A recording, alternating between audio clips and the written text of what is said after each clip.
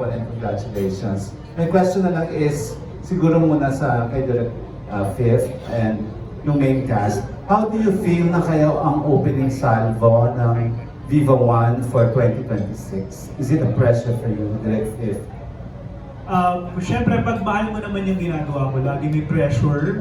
Tapos, siyempre, bagong taon, gusto mo maging maganda yung start ng taon mo. And maganda yung mabigay mo sa mga fans, na lalo na very iconic and very loved itong novel na to, which is yung My Husband is a Mafia Boss. So, may pressure, pero excited din at the same time. And same question kay Joseph.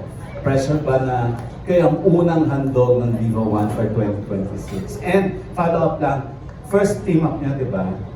Yeah, first team. Ayun, kumusta working with each other for the first time? Well, first of all, matagal na po namin pinaghahandaan to, and very grateful and thankful na nabigyan kami ng chance and sa tiwala ng Viva.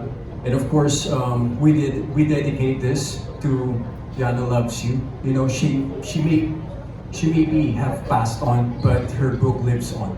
So very meaningful sa amin itong ginagawa namin yung project. And working with Ren, yeah, first time. Actually, nung first time ko pala siyang ma-meet, everything just parang andali. Parang naging smooth lahat yung takbo ng friendship namin. And I got to know her. And yeah, I'm so excited to work with her. She's so talented and sobrang passionate na sa ginagawa niya. Pati ako nahawa sa passion niya. And which is good kasi alam kong maghihilaan kami pataas.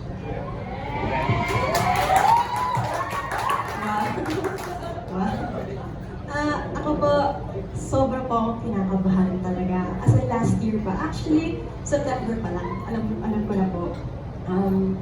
And sobra po ako nagpapasalamat sa mga boss dahil pinagkatiwala po nila sa akin to. And of course, sa lahat po ng mga tao, sa mga supporters, sa mga araw-araw nagko-comment na si Amy, dapat si Ren. Ang laki pong tulong nun. Kasi actually, doon po sila nag-base sa inyo po. Nag-base sila sa kung sino pipiliin nila, sa kung anong sinasabi ng mga tao. Nakinig po talagang Viva sa inyo lahat. So maraming salamat po. And of course, super excited. Mas nangingibabaw yung excitement kaysa kaba. And here we go. Working with Joseph Ren for the first time, kumusta? Actually po, nung meet and greet namin, nagulat din po ako na hindi po ako ganun ka nahirapan na mag-connect sa kanya. Kasi lahat po talaga napansin na parang, first time ba talaga magkakilala? Bakit close ka agad? Parang ganun po. Kasi iba yung pakiramdam kapag magaan yung aura and energy ng isang tao. And na-feel ko po yun kay Joseph. So hindi po ako nahirapan. And I guess, makakatulong po yun sa magiging rapport and connection namin on screen na I think nag-work naman po. So, we're so excited and marami kayong dapat abangan. I'm telling you guys, marami kayong dapat abangan. We're so excited. Thank you. Ayun, salamat and congratulations. Thank you po. Thank you so much. And moving on to the Daily Tribune, let's hear from Jeff Fernando. Hello po. First question is for Direk. Ayun. Question natin is since nagpasok na si si Yana, paano pag may adjustment sa scene or may idadagdag na scene or totally naging faithful kayo dun sa book, paano naging proseso dahil nakalaki na ba agad dapat or faithful dapat sa lahat ng simulan? As much as possible po, naging faithful kami dun sa libro, sa novel, sa sinulat ni Miss Yana. Kasi minahal na talaga siya ng maraming fans eh. And dun pa lang, nung binasa pa lang namin yung libro, talagang ma-in-love ka na sa sinulat niya, sa storya. So wala na kami masyadong babaguhin pa. Kung ano yung minahal ng tao, ng fans, yun yung ibibigay and yun yung i-expect ng mga fans. Okay. Next question is for Red and Joseph. Ayun, kita sa teaser yung angas na pinakita ng dalawa sa character.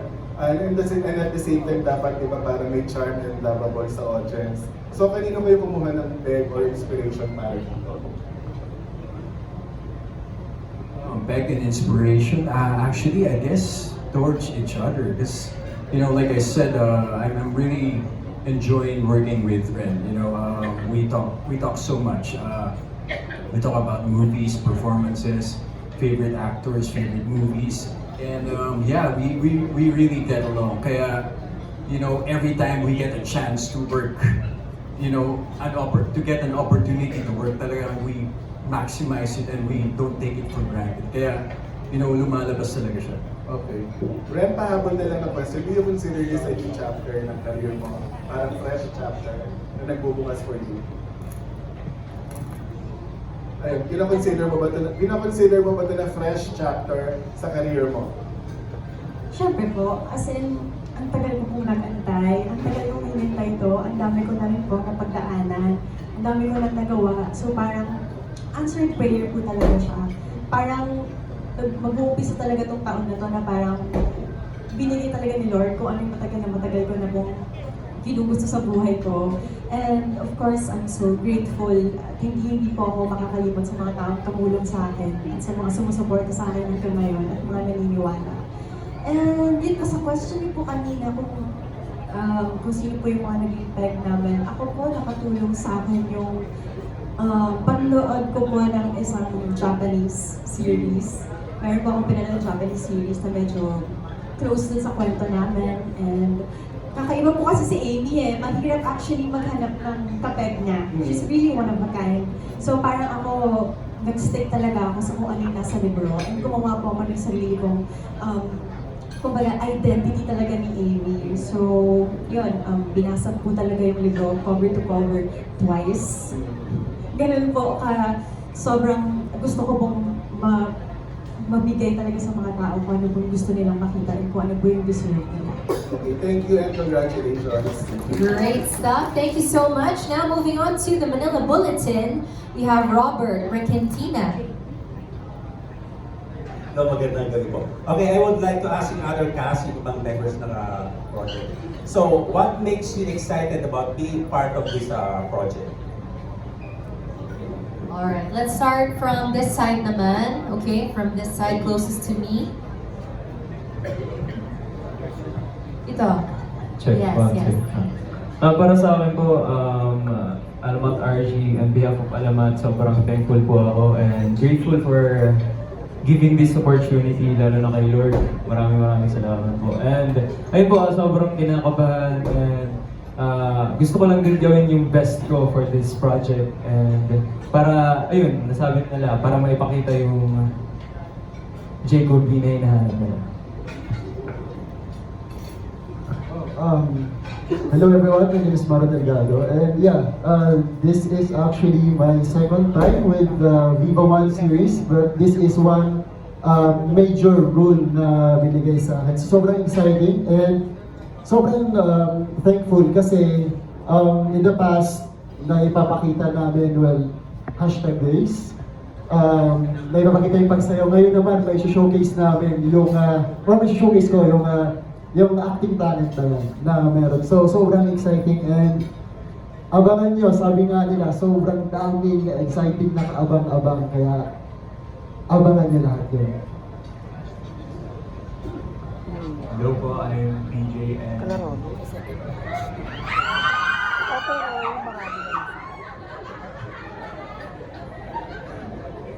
ay tulad din naman sinabi ni Joseph and Derek, sobrang meaningful po ng story na to, ng libro. And sobrang minahal siya ng napakadaming tao, kaya sobrang grateful ako mapasama sa isa sa mga cast. Lalo, isa din sa yung ipo-portray kong character dito is Sebastian Lurick and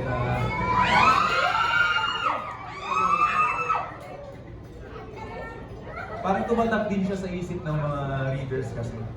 And ayun, isa to sa mga major roles na napasama ako. And like mga pangalawang project ko pa, Viva One. So ayun. And ako naman po si Kyonso and syempre thankful po ako dahil nagkaroon po kami ng major projects po ulit. And ayun, thankful po kami sa mga bosses po namin, sa director po namin, sa mga main cast po. And very excited po, syempre, different genre po. And ayun, abangan niyo po yung mga kaganapan po sa series na to.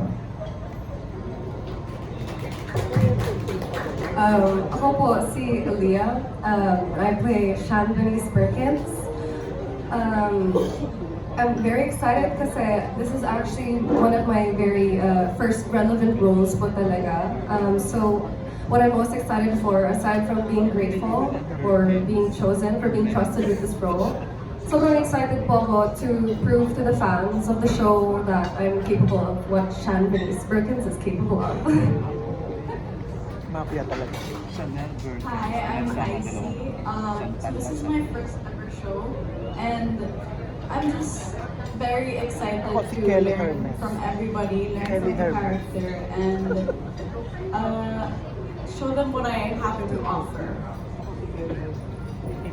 Hello everyone, I'm Sarah, and I'm very grateful to be a part of this project.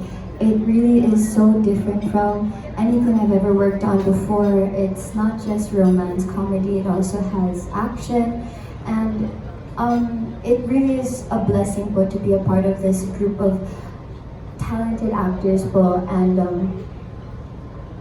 it's very different po kasi with my character now, Amasel Cross, sobrang iba po siya sa mga past characters that I've worked on, Freya and Shaira. And I also wanted to,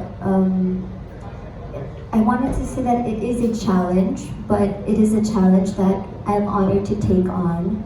And yes, that's it. Hello everyone, ako nga po pala si Dan Aquino and I play the role of Louis Perkins. Masaya po akong nandito ko ngayon, sana po kayo din masaya din kayo lahat na nakita ko ngayon. Thankful po ako kay Lord sa mga bosses and sa main cast na po. And sa mga sumusuporta at susuporta pa lang. Marami po kayong abangan. Thank you po sa lahat. Hey, hello. So, ako nga pala si Jaime Eliana. Matagal ko nang pinaghihirapan maging artista, kaya sobrang lucky ko na nakakuha ko ng ganitong proyekto. Bata pa lang ako, pinaghihirapan ko na sumisikap na ako maging artista, kaya I'm super grateful, super excited na mapapakita ko sa inyo na kaya ko talagang maging artista katulad ng mga nandito. So now I'm gonna pass the mic to Kaiser, my good friend. Very good guy right there. Hello po, good evening. Once again, my name is Frost, and you know what? Gusto kong sinabi Direct Fifth kanina na kung mahalaga sa'yo, talagang may pressure. And with that being said, stepping into the world of Mafia Boss, it really is, you know what, I'll say it's big shoes to fill and we got the balls to do it. You know, we've been preparing this since last year, and to many people, this is what got them into Wattpad. You know, this goes way, way back, and there are many, many fans, and we want to do them a service. And you know, with that said, like, we're just all very excited to be doing My Husband's a Mafia Boss. Alright, maraming salamat po. Now, rounding off batch 1, we have Rose Garcia from Abante at Marites University. Good afternoon. Siguro akong question kay Jamie. Jaime, sorry. Jaime, yan.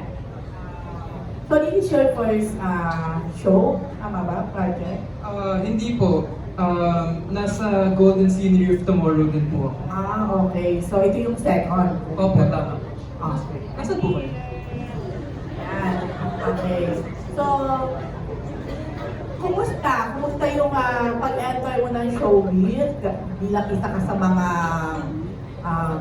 produkto ng showbiz din. Dahil both your parents mo ay parehong mga artista, di ba? So, Tama po. naman. And ano yung mga advices nila sa'yo? Sige, unang sa lahat, ano po pangalan niyo ulit? I'm Rose Garcia. Rose Garcia. Sige, tatandaan ko po yun. Yes. Sabihin mo kay daddy mo kaya nangyari. Charot. Sige po. Okay, so, sabi mo nga, parehas ng magulang ko, artista din. So, bata pa lang ako. I was surrounded around the environment, tapos na-in love talaga ako eh. Parang, may pagkakataon na kaya mong magpaaliw ng mga tao. So, syempre, lahat naman tayo naghihirap sa buhay, di ba? Tapos, ano ba ginagawa natin kung kailangan natin mag-enjoy, nanonood? So, yun talaga yung gusto kong gawin sa buhay. Syempre, madami silang advice. Yung tatay ko nga medyo sobra sa advice. Alam mo naman siya. Pero yung mom ko, siya talaga yung bumuo sa akin bilang lalaki. Yung kailangan mo ng respeto, kailangan mo maging magalang, kailangan mo magsikap kasi wala namang libre sa buhay. Diba? Kaya, it was good. It was good to have them around and growing up in this environment. Syempre, may mga kaibigan din silang artista, kaya I want to give props to them as well kasi all of them give me the advice that I need to succeed in this industry. Pati nga si Joseph like, he's been giving me advice from everyone here. I'm sure everyone can relate. He's such a good mentor to all of us kasi gusto niyang patunayan na kaya niyang mag-inspire ng young actors. So, I have a lot of people to be grateful for and I'm happy to be here. Okay. Ilan ka sa magkakapatid? And how young are you? Ako po yung pangatlo, panganay na anak ni Anjo. I'm Andres the 8th, Jaime. 4 kaming magkakapatid and I'm 22 years old. Okay. So, upon hearing you, sabi mo nga parang nag-enjoy ka, parang na-enjoy mo yung lighter side ng showbiz. Tama. Okay. So, as we all know, di ba, medyo controversial ang daddy mo before the year end. Paano mo yun hinahandle, yung ganon? Okay, well, yung tatay ko kasi, at the end of the day, he's my dad. Siyempre may trabaho siya. At sa bahay, tatay ko talaga siya. So nakikita ko talaga yung pinagdadaanan niya. Alam ko naman, pasensya po sa lahat na may nagagawa siyang mali. At maiintindihan ko naman na ganun talaga. Pero wala, tatay ko siya, mahal ko siya eh. Kaya kailangan ko na lang, intindihan na ganun siya, bigyan siya ng advice kasi syempre mga kaibigan niya din yung nag-uusapan niya kaya medyo nakontrolado na din niya ka. Kaya kahit anong mali gawin ng tatay ko, kailangan ko matutong pagbigyan siya. Kasi syempre siya yung lumaki sa akin. I wouldn't be here without him. Yeah, that's good. So, anong advice ang binigay mo sa kanya? Na-curious ako doon. Bilang anak. Well, honestly, parang magkapatid nga kami eh. Ganun yung relationship namin, parang kaming mag-best friend. Yung sasabi ko lang sa kanya na, alam mo, minsan kasi sa buhay, kailangan i-keep private. Diba? Like, syempre, artista tayo, we're in the spotlight, but some things need to keep in the private. Diba? Like, kailangan, hindi naman lahat kailangan sabihin sa media na, uy, ganito ako, ganyan ako. Let's just keep it chill. That's what I told him. Okay. Thank you, Thank you, Rose. Good luck. Thank you po, thank you. Sakta lang, for IC, kasi pareho kayong mga produkto ng showbiz, of course, ng showbiz clan. Hindi ko alam kung aware kayo na there was a time ang parehong daddy nyo ay naging magkariban. Aware ba kayo? But anyway, I see, kumusta? This is your very first project.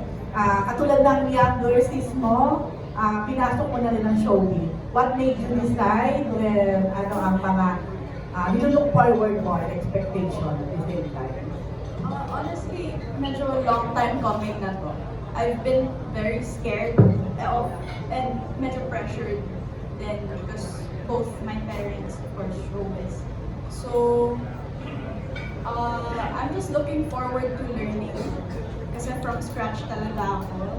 And I'm getting to know my character. I'm focusing on this role specifically first. Getting to know my character, learning from all the workshops, and hopefully translating everything that I've learned into the character. And I hope everybody accepts Kaylee.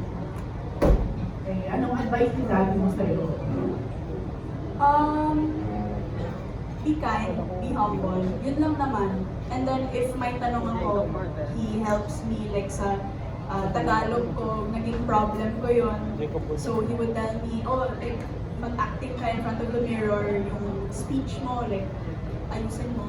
So, ayun.